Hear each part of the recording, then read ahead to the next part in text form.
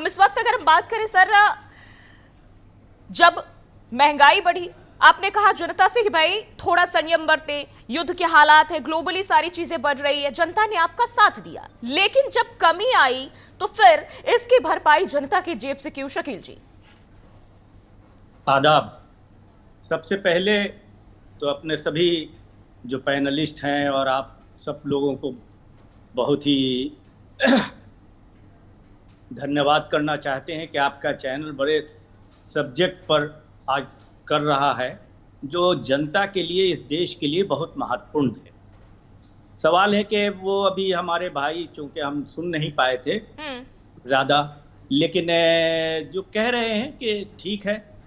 देखिए, सबसे बड़ी बात यह है कि जब से ये सत्ता में बीजेपी की सरकार आई है, उस वक्त से ये एक नया भ्रम चला है कि जनतंत्र में कोई आवाज नहीं उठने पाए, केवल आवाज जो है सत्ता की हो और सवाल विपक्ष से पूछे जाए। जबकि पूरी दुनिया में और आज तक के इतिहास में यही है कि सवाल सत्ता से पूछी जाती है और विपक्ष का काम है अपने सवालों के माध्यम से जनहित की बातों को उठाया जाए और जनता को उसके लाभ दिलवाया जाए सरकार के द्वारा, और सरकार उसको बहुत ही कैजुअल, बहुत तरीके से लेना चाहिए कि ये विपक्ष की आवाज भी जो है ये डेमोक्रेसी की आवाज है। क्योंकि प्योर जनतंत्र में, डेमोक्रेसी में विपक्ष भी एक सत्ता पक्ष का पक्ष होता है।